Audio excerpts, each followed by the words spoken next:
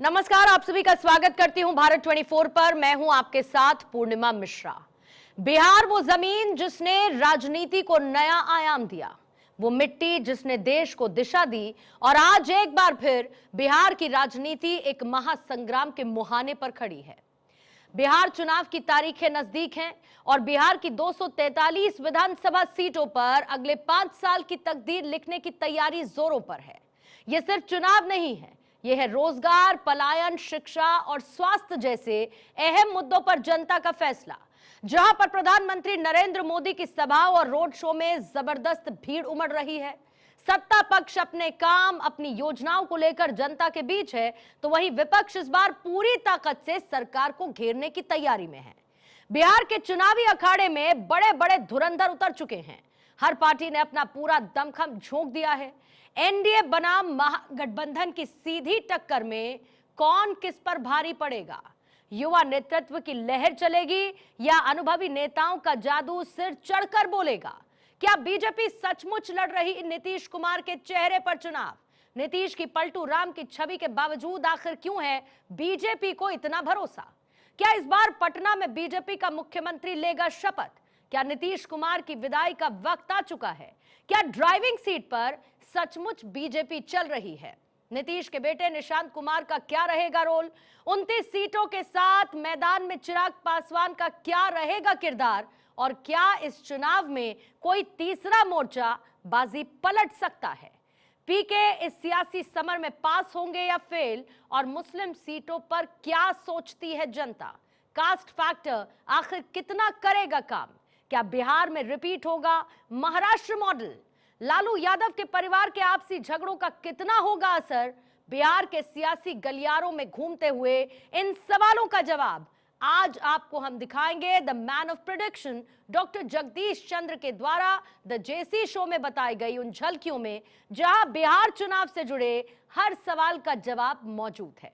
तो हो जाइए तैयार, क्योंकि हम आपको लेकर चल रहे हैं उस चुनावी रण के विश्लेषण में, जहां बिहार के सियासी दंगल के हर समीकरण का लेखा जोखा बताया है डॉक्टर जगदीश चंद्र ने।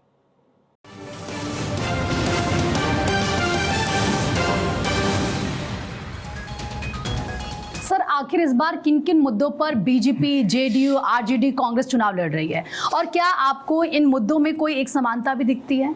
समानता तो है कि एक लोक लुभावन है दोनों तरफ के मुद्दे बेसिकली, ठीक है ना। और फेस वैल्यू पे अगर देखें 1 करोड़ लोगों को रोज़गार देंगे 5 साल के अंदर। फिर ये महिला फैक्टर है, ये फिर महिलाओं का 35% वो है आपका रिजर्वेशन है। फिर 124 यूनिट बिजली महिलाओं से रिलेटेड ज़्यादा वो है आपके पास में जो है। फिर पेंशन बढ़ा देंगे 400 से 1100 कर देंगे समथिंग, ऐसे छोटे मोटे पूरा पैकेज जैसे बना हुआ वो तो। लेकिन एक महिला ही और ये बिजली है, यही गेम चेंजर है। कांग्रेस ने बेसिकली कास्ट एंड रिजर्वेशन, और रिजर्वेशन में भी क्या है 50% की सीमा हम तोड़ देंगे, ये कांग्रेस का कहना है रिजर्वेशन की। तो मोटे मोटे तौर पे इस तरह की स्थिति। सर, लेकिन चुनाव से ठीक पहले प्रधानमंत्री नरेंद्र मोदी ने पटना को जो मेट्रो की सौगात दी, उसको आप कैसे देखते हैं? वो बहुत अच्छा कदम है। पिछली बार मैं पटना गया तो मेट्रो काम चल रहा था, तो मैंने भी नहीं सोचा था इतनी जल्दी आ जाएगी। तो ये तो मानना पड़ेगा इसमें कि एग्जीक्यूशन जो है ना वो नरेंद्र मोदी का गजब है। और रेलवे में ऐसा आदमी ला के बैठा दिया उन्होंने, अश्विनी वैष्णव, जो खुद भी अपने आप में एग्जीक्यूशन मास्टर है, जिसे कहना चाहिए। क्रेडिट मिलना चाहिए रेल मंत्री को भी इसमें जो है। इतना बढ़िया हो गया, दिन में 20-25 फेरे करती है, 1.5 किलोमीटर 2.5 किलोमीटर का रूट है वहाँ पे। दैट वे जो है जारी आ रही आकर्षण केंद्र है। बिहार के लोग जो गांव-गांव से मोतीहरी से आते हैं, कहीं दूर से आते हैं, वो सब आके देखते हैं उसको कि मेट्रो कैसी होती है। और मेट्रो सुंदर है और चुनाव के समय बनाई गई तो और ज़्यादा सुंदर है, वंदे भारत की तरह। दैट वे जो है तो एक अच्छा पॉपुलर मूव है। और इससे नरेंद्र मोदी का मैसेज भी जाता है कि हम सत्ता में आएंगे तो हम विकास करेंगे, हमारा विकास का एजेंडा है वहाँ पे जो है। अच्छा इम्पैक्ट है इसका मेट्रो का। हाँ। सर, कास्ट समीकरण और मुफ्त की स्कीम्स के बीच में प्रधानमंत्री नरेंद्र मोदी ने एक second generation reform, GST reform लागू किया है। सर, सवाल ये है कि इस जीएसटी रिफॉर्म क्योंकि ये घर घर में इम्पैक्ट कर रहा है, तो क्या चुनाव में इसका इम्पैक्ट दिखेगा? एब्सोल्युटली 100% दिखेगा। बिहार कास्ट ओरिएंटेड है, सब कुछ है, इवन देन मेरिट काउंट्स। और अगर पैकेज है मान लो 4 लोगों का या महिलाओं का ही पैकेज है मान लो, और मैं कहता हूँ 70% महिलाएं जा रही हैं एक मुश्त वोट देने इनको, बीजेपी और इनको जो है, तो अब मान लीजिए 5% इसके भी आप ऐड कर लीजिए जीएसटी के अंदर। उसके अंदर 2.5 लाख करोड़ का है रिलीफ जिसे कहते हैं। और जहाँ 12% टैक्स था वो 5% टैक्स आ गया है। और कहाँ आया है, जिन चीज़ों पे आया है, आपके घर में अगर 10 चीज़ें आती हैं तो 99% चीज़ों पे वो रिलीफ लागू होता है आज जो है। तो हर आदमी प्रभावित हुआ, चाहे 100 रुपये सही, लेकिन बिहार के आदमी के लिए और कोई भी आदमी पैसा सबको अच्छा लगता है, दैट वे जो है। अब टिकट जा रहे हैं, यहाँ से जयपुर जा रहे हैं, मान लो 300 रुपये लगते हैं, 200 रुपये लग रहे हैं, तो अच्छा लगेगा 100 रुपये, मुझे भी अच्छा लगेगा कि हाँ यार अच्छा है, फील गुड फैक्टर जैसे कहते हैं, अच्छा impact. Sir, Bharatiya Janata party के लिए तो उसका कार्यकर्ता जो ज़मीन पर है हर जगह, वो बहुत ताकत है उनकी।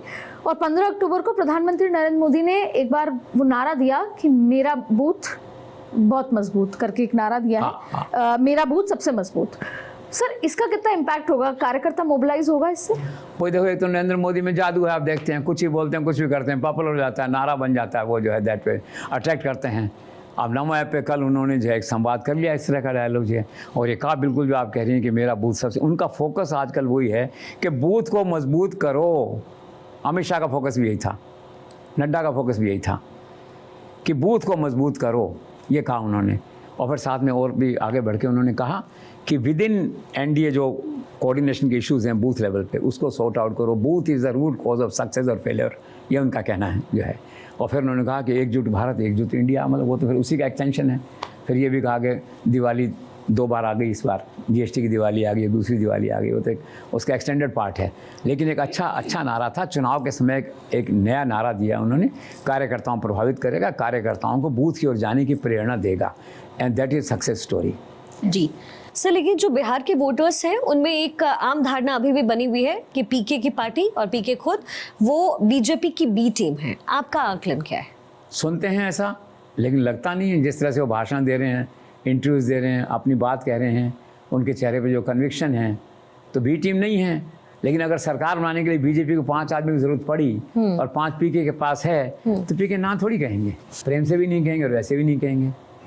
वैसे में चांस की बात है कि पीके के कैंप में कह रहा था, देखो हमारे इनकम टैक्स सरकार ने भेज दिया, नोटिस आ गया हमारे यहाँ, हमारी वाइफ के एनजीओ पे रेड पड़ गई है। और तो पार्ट ऑफ लाइफ है यार, पॉलिटिक्स में होता है ना, everything is fair and all this, इसे क्यों इतना बुरा मान रहे हो? जी। और ख़ुद वो कह रहे हैं कि मेरे बहुत अच्छे संबंध हैं नरेंद्र मोदी अमित शाह से, तो अच्छे संबंध हैं, बढ़िया है, 7-8 सीटें जीत के आ जाओ, ज़रूरत तो बीजेपी को पड़ेगी नहीं। अगर पड़ेगी और नीतीश कुमार ने कोई दाएँ बाएँ कुछ किया और कोई शिंदे विंदे खड़ा हुआ, वहाँ कुछ ऐसा करना पड़ा और 7 की वैल्यू हुई, ठीक है ना, तो पीके को बुला लेंगे, पीके ना थोड़ी कहेगा। सर, क्या आपको लगता है कि अपनी अति महत्वाकांक्षाओं के चलते पीके का अंततः अरविंद केजरीवाल जैसा होगा? ये तो थोड़ा ज़्यादा है, नहीं हो, ईश्वर करे ऐसा। उनका अंत तो बहुत दुखद था, इन ए वे दुखद ही है, जेल में रहे और किया सारा उस तरह से जो है। पीके का इतना, हालांकि महत्वाकांक्षा है उनकी, और वो भी कांग्रेस का विकल्प बनने की सोचते हैं। बहुत सारे लोग जीवन में इसीलिए बर्बाद हुए कि किसी ऐसे व्यक्ति का विकल्प बनना चाहते थे, दैट वे जो है, जो संभव नहीं था या भाग्य ने साथ नहीं दिया उनका, जो है। आदित्य हंस रही, इसको कोई रेफरेंस ध्यान है जो है, ठीक। तो विकल्प की बात है, तो वो भी कांग्रेस का विकल्प बनना चाहते हैं, ये जो है पीके। केजरीवाल विकल्प बनना चाहते थे। अगर पीके अपने इंटीग्रिटी वैल्यू सिस्टम को ऐसा ही रखते हैं तो ठीक है, उनके जीवन में ऐसी कोई त्रासदी नहीं होगी, जेल जाना करना इस तरह की बातें नहीं होंगी, दैट वे है जो कहा जाए तो। और लगता नहीं है कि ऐसा, but he should be cautious. लेकिन उनको केजरीवाल अगर भाग्य में लिखा है उनका केजरीवाल बनना, तो इसमें 2-3 साल लगेंगे। आज ऐसा कुछ नहीं है, it is too early to say क्यों केजरीवाल बनेंगे। तो best of luck for him कि वैसा नहीं बने। जी, अच्छा। और सर, अगर हम टिकट वितरण की बात करें तो कास्ट फैक्टर के सामने क्यों पीके को झुकना पड़ा? ये जीवन का सत्य है, ट्रेजेडी है और सत्य है, दोनों बातें हैं। पीके जैसे व्यक्ति को जो आदर्शों पर चुनाव लड़ना चाहता था, जो महंगाई, रोजगार मुद्दे, इस तरह के जो हैं, इन मुद्दों पे लड़ना चाहता था, डेवलपमेंट पे लड़ना चाहता था, ठीक है ना, राष्ट्रीय एकता पे लड़ना चाहता था, सांप्रदायिक सौहार्द पे लड़ना चाहता था, अल्टीमेटली उसको वहीं नतमस्तक होना पड़ा कास्ट कार्ड के सामने। ये इस 21वीं सदी की सबसे बड़ी सच्चाई है, जिसे कहते हैं कि पीके को स्वीकार करना पड़ा। लेकिन पीके की ये मजबूरी बिहार में हो सकती है ज़्यादा, और राज्यों में हर जगह कास्ट कार्ड इतना पावरफुल नहीं जितना बिहार के अंदर है। लेकिन फिलहाल तो बात सच है कि कास्ट कार्ड के सामने पीके जैसा पढ़ा लिखा, मूल्यों की बात करने वाला व्यक्ति भी नतमस्तक खड़ा है। सर, सीमांचल की मुस्लिम बहुल 24 सीटों का आखिर आप क्या भविष्य देखते हैं? और असदुद्दीन ओवैसी की अगर बात करें तो उनकी क्या भूमिका नजर आती है? इम्पॉर्टेंट है, जिसे कहना चाहिए ये अपना एक नैरेटिव अलग है 24 सीटों का, जिसे कहते हैं it will reshape the politics of Bihar in the coming days. OBC को एक पास्टर लैंड होती है, जो दिख गए वहाँ, घुस गए वहाँ पे वो, तो कहते हैं बिहार में 19% मुस्लिम है, मैं उनका नेता बनना चाहता हूँ।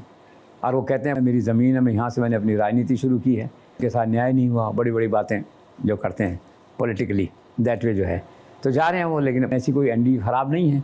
पिछले साल 10 सीटें आरजेडी को मिली थी, 9 एनडीए को मिली थी। अब भी ऐसा है ना, पोलराइजेशन अगर होता भी है ना, तो Hindus are not in less majority except in certain areas.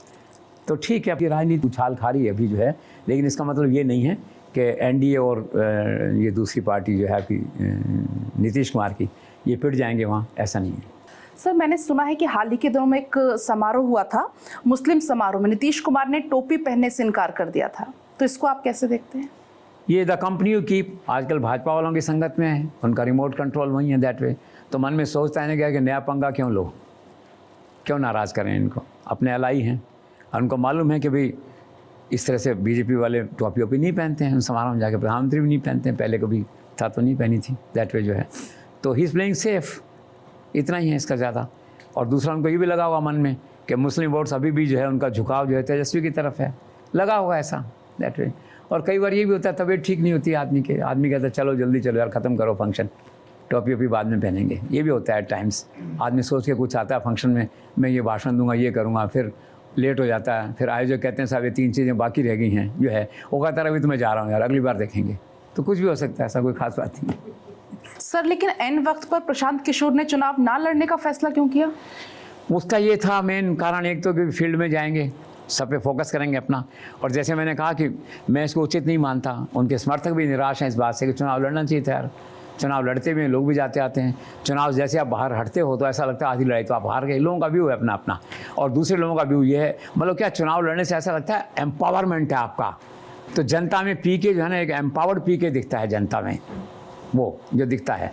और चुनाव नहीं लड़ता तो ऐसा लगता है एडवाइज़र के रोल में है। और वैसे उनका खुद का परसेप्शन और खुद का कैलकुलेशन ये है कि नहीं, मैं कॉन्स्टेंसी फोकस करूँगा, मैं प्रचार पे फोकस करूँगा, मुझे सत्ता में लौटने की जल्दी नहीं है। और ऐसा कुछ हो गया और मैं जीत गया तो ठीक है, वापस आ जाऊँगा, उसमें क्या इशू है मेरे लिए जो है। तो दिस इज़